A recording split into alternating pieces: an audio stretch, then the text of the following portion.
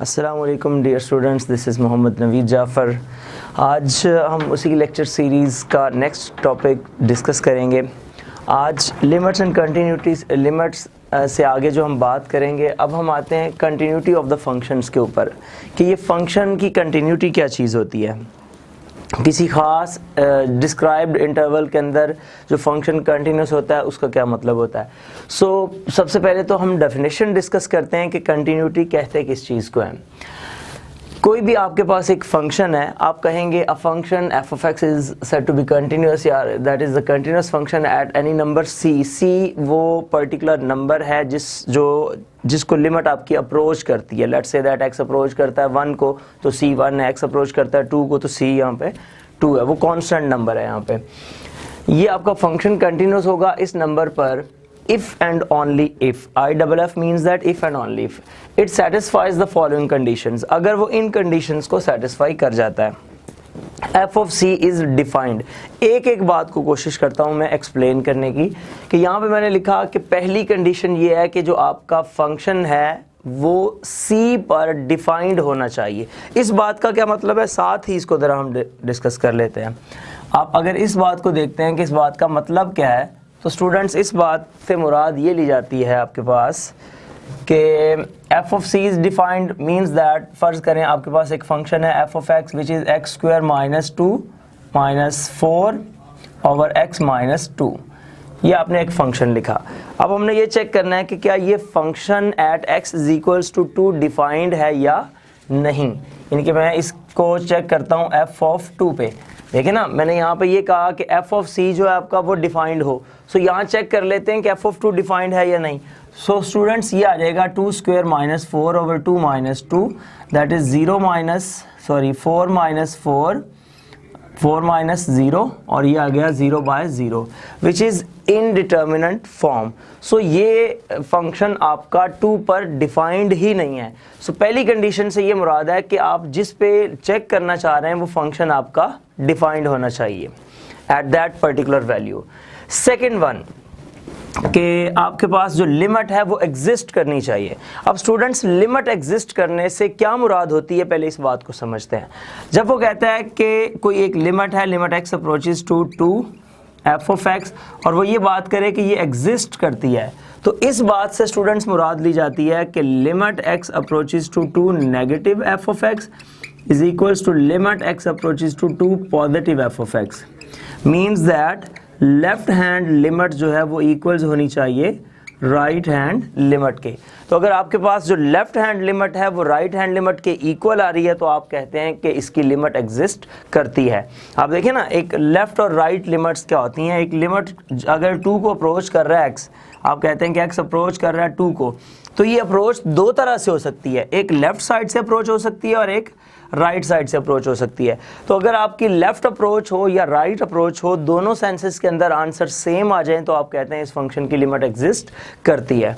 सो students ये पहली दो बातें, आपका फंक्शन उस नंबर पर डिफाइन होना चाहिए, आपका फंक्शन की लिमिट एग्जिस्ट करनी चाहिए। अगर ये दोनों बातों होल्ड करने के बाद थर्ड कंडीशन पे आते हैं कि वो जो लिमिटिंग वैल्यू का आंसर है वो इसकी एग्जैक्ट वैल्यू के आंसर के इक्वल आ जाए। तो अगर लिमिटिंग वैल्यू का आंसर एग्जैक्ट वैल्यू के आंसर के इक्वल आएगा तो आप कहते हैं कि ये फंक्शन कंटिन्यूस है। अदरवाइज ये फंक्शन क्या हो जाता है, डिसकंटिन्यूस हो जाता है। इवन देन इन तीनों में से कोई एक भी कंडीशन अगर सेटिस्फाई नहीं करती, फर्ज करें आपको पेपर में डेफिनेशन आ गई, उसने डेफिनेशन में पूछ लिया डिफाइन डिसकंटिन्यूस फंक्शन, सो आपने कहना है if any one of the following does not exist. कोई एक कंडीशन ऐसी आपको मिल जाती है जो इसमें एग्जिस्ट ना करे तो then you can say that function is discontinuous functions. So dear students, ये तो इसका एक आगाज मैंने बताया कि कंटिन्यूटी एक्चुअली क्या है। कंटिन्यूस फंक्शंस के अगर आप ग्राफ देखें तो कंटिन्यूस फंक्शंस के ग्राफ्स के अंदर आपके पास जो है वो सडन जंप्स नहीं आते, उसके अंदर कोई ब्रेकेज नहीं होता, तो वो आपके पास जो है वो कंटिन्यूस फंक्शंस के ग्राफ होते हैं।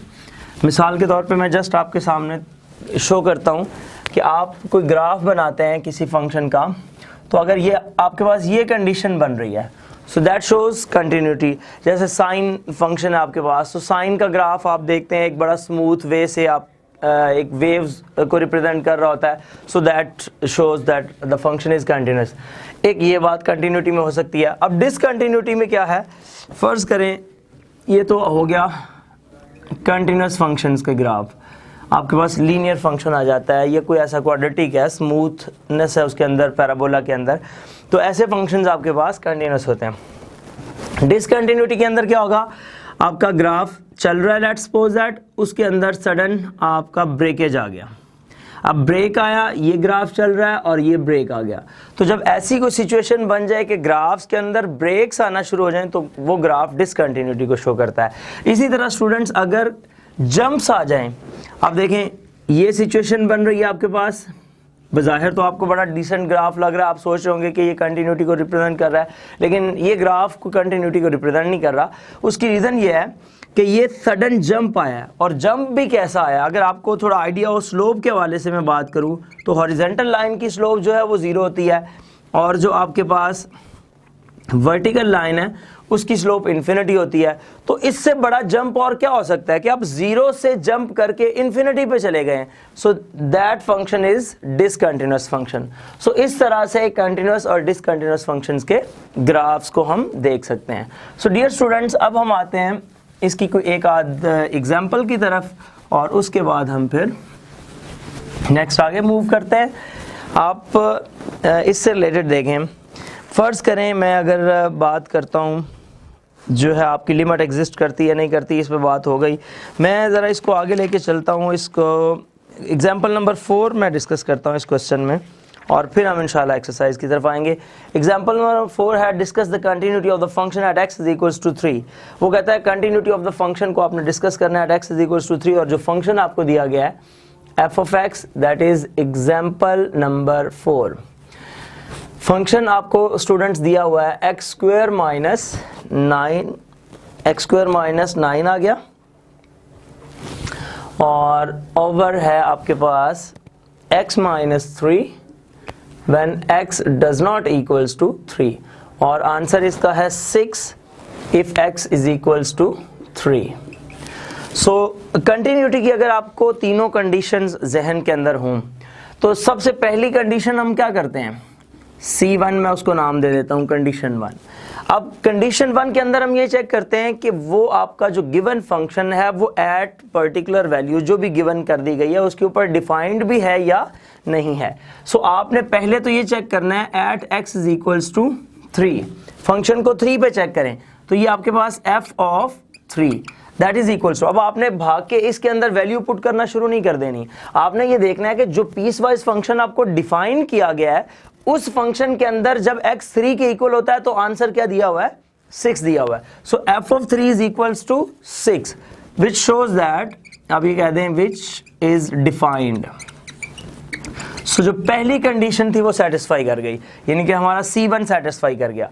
अब हमने चेक करना है C2 कंडीशन नंबर 2 पे कि आया कि इसकी लिमिट एग्जिस्ट करती है या नहीं करती। सो स्टूडेंट्स C2 में जब हम चलते हैं तो आपने ये चेक करना है limit x approaches to 3 f of x, इसको आपने देखना है। सो इसका आंसर क्या आएगा। सो लिमिट की एग्जिस्टेंस के लिए डियर स्टूडेंट्स आपको उसकी लेफ्ट और राइट लिमिट दोनों को डिस्कस करना पड़ता है, लेकिन अगर आपको ऐसी सिचुएशन नज़र आ रही है फंक्शन के अंदर कि लेफ्ट के लिए भी वही फंक्शन है और राइट के लिए भी वही फंक्शन है और उसकी नेचर के ऊपर कोई फ़र्क नहीं पड़ रहा, तो फिर आप बेशक लेफ़्ट और राइट की तरफ मूव ना करें और उसको डायरेक्टली सॉल्व कर सकते हैं। सो ऐसी सिचुएशन के अंदर आप क्या करेंगे कि limit x approaches to 3 f of x that is equals to, अब देखें ये एग्जैक्ट केस के लिए था इक्वल्स टू 3 और लिमिटिंग केस के लिए ये फंक्शन है। सो आप लिखेंगे limit x approaches to 3 x square minus 9 over x minus 3, ये आपके पास फंक्शन आ गया। सो डियर स्टूडेंट्स अब आप क्या करेंगे, इसकी लिमिटिंग वैल्यू को सॉल्व करने के लिमिट x अप्रोचेस टू 3 इसके फैक्टर्स बना दें, लिमिट्स में हम डिस्कस कर चुके हैं बड़ी डिटेल्स के साथ। ये आ जाएगा x plus 3 into x minus 3 over x minus 3। So x minus 3 से कैंसिल हो जाएगा। सो हमारे पास स्टूडेंट्स बचा limit x approaches to 3 x plus 3। अब आप इसमें लिमिट पुट करेंगे तो ये 3 plus 3 is equals to 6। Limit x approaches to 3 f of x is equals to 6 which is number 2। So यहाँ पे आपके पास ये नंबर 1 आया था और वो नंबर 2 आ गया। सो स्टूडेंट्स लिमिट भी एग्जिस्ट कर गई और फंक्शन की जो एक्चुअल वैल्यू पे भी वो डिफाइंड है। सो फाइनली हमने ये देखना होता है कि क्या इसकी एग्जैक्ट वैल्यू और लिमिटिंग वैल्यू के आंसर सेम आते हैं या नहीं। सो अब हम इसकी तरफ चलते हैं। जो नंबर 1 है इसके अंदर आपका एग्जैक्ट वैल्यू का आंसर लिखा हुआ है और जो नंबर 2 है इसके अंदर आपका लिमिटिंग वैल्यू का आंसर लिखा हुआ है। सो एज बाय 1 एंड 2 आप देख सकते हैं कि जो f ऑफ c है यानी कि f ऑफ 3, तो जो f ऑफ 3 है वो स्टूडेंट 6 है और 6 ही वैल्यू है limit x approaches to 3 f of x की। तो चूंकि दोनों की वैल्यूज आपके पास सेम आ गई हैं, लिहाजा आप ये कह सकते हैं कि आपका जो फंक्शन है limit x approaches to 3 f of x is equals to f of 3, hence f of x is continuous function. So students ये आपके पास एक कंटिन्यूअस फंक्शन को रिप्रेजेंट कर रहा है। अब यहाँ पे मैं रुक के आपको थोड़ा बताता चलूँ, आपके प्रीवियस पास्ट पेपर्स में आप देखेंगे कि यही क्वेश्चन पास्ट पेपर्स में एक लॉन्ग क्वेश्चन के तौर पे आ चुका है। अब वो उसमें ऐसे भी कर सकता है कि अगर शायद ये आपका बुक का भी पार्ट हो, जी बिल्कुल, अब वो क्वेश्चन ही कुछ इस तरह से डिफाइन कर रहा है कि इस 6 को स्किप कर रहा है at x is equals to 3 के लिए, और ये आपको उसने जो इसका सेकंड पार्ट बना के दे दिया g of x is equals to this, और इसके लिए वो क्वेश्चन को डिस्कस कर रहा है। सो स्टूडेंट्स इसके लिए ये फंक्शन डिसकंटिन्यूअस है। उसकी रीजन क्या है? पहले ये फंक्शन कंटिन्यूअस इसलिए बन गया कि at x is equals to 3 पे डिफाइंड था कि उसका आंसर 6 है, लेकिन अब चूंकि डायरेक्टली उसने बात की है कि x is equals to does not equals to 3 के लिए डिस्कस करना है, तो ये फंक्शन 3 पर डिफाइंड ही नहीं है, इसलिए ये फंक्शन क्या है? डिसकंटिन्यूटी को रिप्रेजेंट करता है। सो स्टूडेंट्स इस तरह से आप इस क्वेश्चन को भी सॉल्व कर सकते हैं। ये जस्ट जो सेकंड पार्ट है वो उसका आ जाएगा, लेकिन जो फर्स्ट पार्ट है वो जो जिसमें आपने डिफाइंड चेक करना था कि वो उसके ऊपर एग्जैक्टली डिफाइंड है या नहीं, तो वो उसके ऊपर डिफाइंड नहीं है। इस तरह से आपका ये क्वेश्चन कंप्लीट हुआ। इन क्वेश्चंस में आप एक नेक्स्ट एग्जांपल भी देखें, उसके ऊपर भी हम थोड़ी बात कर लेते हैं। नेक्स्ट एग्जांपल है discuss the continuity of f at x is equals to 3। Same आपने कंटिन्यूटी को डिस्कस करना है f ऑफ x 3 पे। तो एग्जांपल नंबर 5 है स्टूडेंट्स वो आपके पास, और f ऑफ x आपके पास दिया हुआ है। f ऑफ x है x माइनस 1, और इस तरह if x is less than 3, और दूसरा फंक्शन है 2x plus 1 if f of x is greater than equals to 3। इस तरह से अब स्टूडेंट हम इसको ज़रा चेक करते हैं कि ये फंक्शन कंटिन्यूअस है या नहीं है। तो इसकी कंटिन्यूटी को चेक करने के लिए हम ज़रा देखते हैं। पहले आप देखें कि at x is equals to 3 अगर आप चेक करना चाहते हैं, C1 condition 1 at x is equals to 3। So आपके पास ये पीसवाइज के अंदर 2 पार्ट्स बने हुए हैं। आप इसमें देखें कि कौन सी ऐसी डोमेन है जिसमें 3 शामिल है और कौन सी ऐसी डोमेन है जिसमें 3 शामिल नहीं है। सो अगर आप इस सिचुएशन को देखते हैं तो 3 आपका ये जो सेकंड वन है इसके अंदर शामिल है, फर्स्ट वन में नहीं है। सो जब आप एट f ऑफ 3 की बात करेंगे तो आप ये वैल्यू सेकंड वाले में पुट करेंगे। So that is 2 into 3 plus 1 which is 6 plus 1 which is 7। So dear students इसका आंसर तो आ गया 7, यानी कि वो फंक्शन डिफाइंड है। So f of 3 is defined, कोई इशू नहीं है उसके अंदर। C1 सेटिस्फाइड, जो हमारी कंटिन्यूटी की डेफिनेशन की फर्स्ट कंडीशन थी वो फुलफिल कर चुकी है।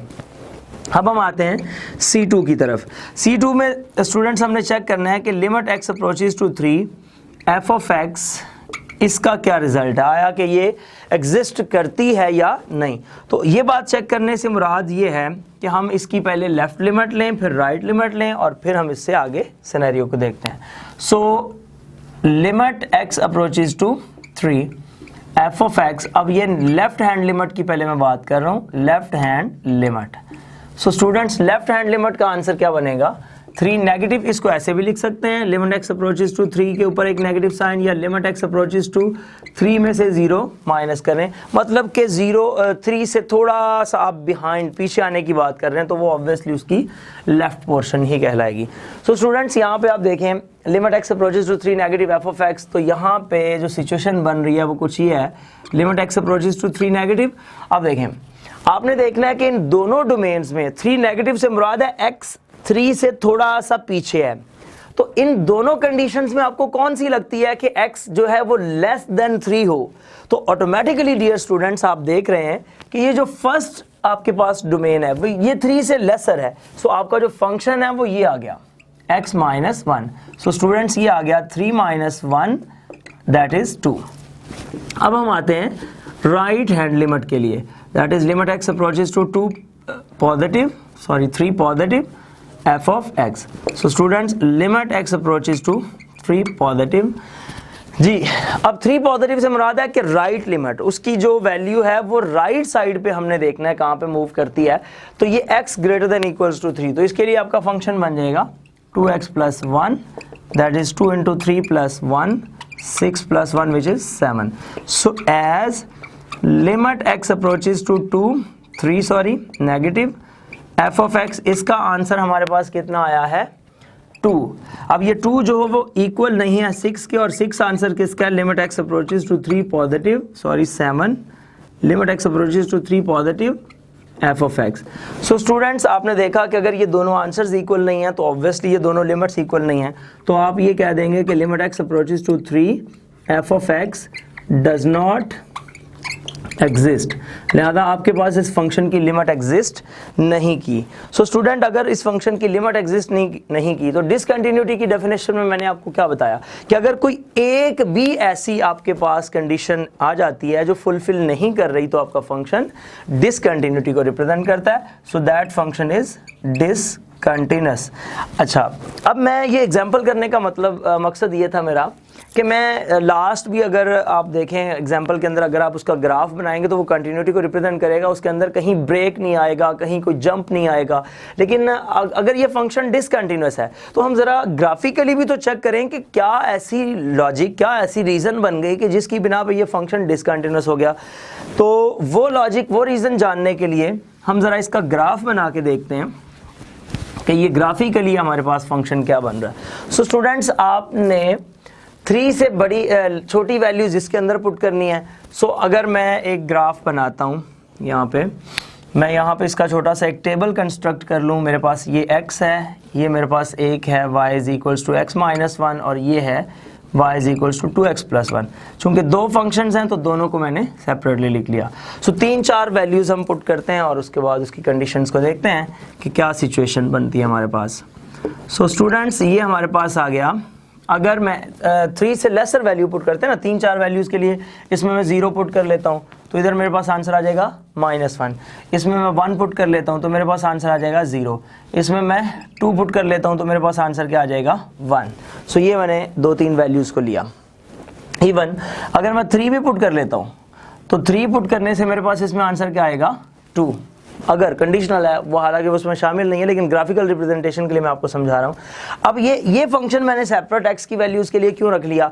ये इसलिए रख लिया कि इसकी तो वैल्यूज़ ही 3 से बड़ी हैं सारी। तो अगर मैं इसमें 3 पुट करता हूँ तो 2 इंटू 3 6 प्लस 1 ये क्या आ जाता है 7। अगर मैं इसमें 4 पुट करता हूँ तो मेरे पास आंसर 2 इंटू 4 8 ये आ जाता है 9।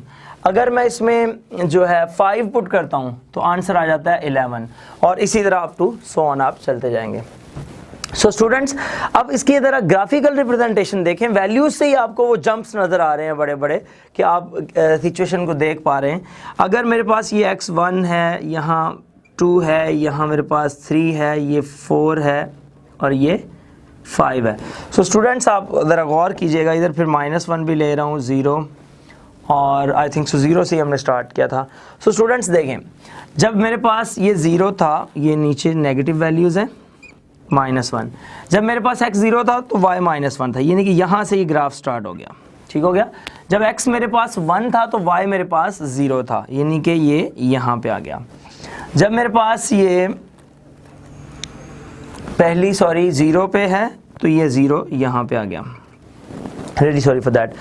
जब x 0 था तो y -1, जब x 1 है तो y आपका 0 आ गया, और x 2 करेंगे तो y आपका, इधर मैं वैल्यूज़ लगाता चलूँ, 1 2 3 4 5 6 7 और up to so on. So students जब x 2 था तो y मेरे पास 1 आया, सो ये वैल्यू आ गई। जब x मेरे पास 3 था तो y मेरे पास 2 आया, तो ये वैल्यू आ गई। इस तरह से हम मूव करते गए। सो स्टूडेंट्स, ये हमारे पास ग्राफ बन गया इसका, ये एक स्ट्रेट लाइन इस तरफ को मूव करती हुई जा रही है। अब ज़रा सेकंड फंक्शन के लिए भी देखते हैं। मैंने देखें डोमेन में मैंने गैप नहीं बढ़ाया, मैंने 3 पे जाके एंड किया और 3 से ही अब मैं स्टार्ट कर रहा हूँ। तो बेसिकली तो अगर ये फंक्शन कंटिन्यूस होता तो इसका ग्राफ आगे इसी जगह से कनेक्ट होके आगे की तरफ मूव करना चाहिए, लेकिन आप देखेंगे ऐसा नहीं हो रहा। अब वो क्या होगा कि आप इसको देखते हैं कि जब मैंने इसमें 3 पुट करता हूँ इस फंक्शन के अंदर, तो आंसर आ रहा है 7 3 पुट करने से। सो मेरा तो ग्राफ ही यहाँ से जाके स्टार्ट हो रहा है, और इसके बाद 4 पुट करूंगा तो 9, 5 पुट करूंगा तो मेरे पास इससे बार, तो ये ग्राफ कुछ इस तरह से यहाँ पे आ रहा है। सो स्टूडेंट्स, आप देख रहे हैं कि ये जो इतना आपके पास जंप आया है, ये जंप इस बात की अलामत है, इस बात को रिप्रेजेंट कर रहा है कि आपका जो फंक्शन है वो डिसकंटिन्यूअस फंक्शन हो गया। सो डियर स्टूडेंट्स, उम्मीद है कि आपको कंटिन्यूटी और डिसकंटिन्यूटी का कॉन्सेप्ट समझ में आया होगा। नेक्स्ट लेक्चर में इंशाल्लाह मैं आपके लिए लेके आऊँगा exercise number 1.4। So keep watching my lectures. ज़िंदगी रही तो इंशाल्लाह तबारक तआला फिर इसी प्रोग्राम में इसी चैनल पर दोबारा मुलाकात होगी। तब तक के लिए इजाज़त दीजिए। अल्लाह हाफिज़।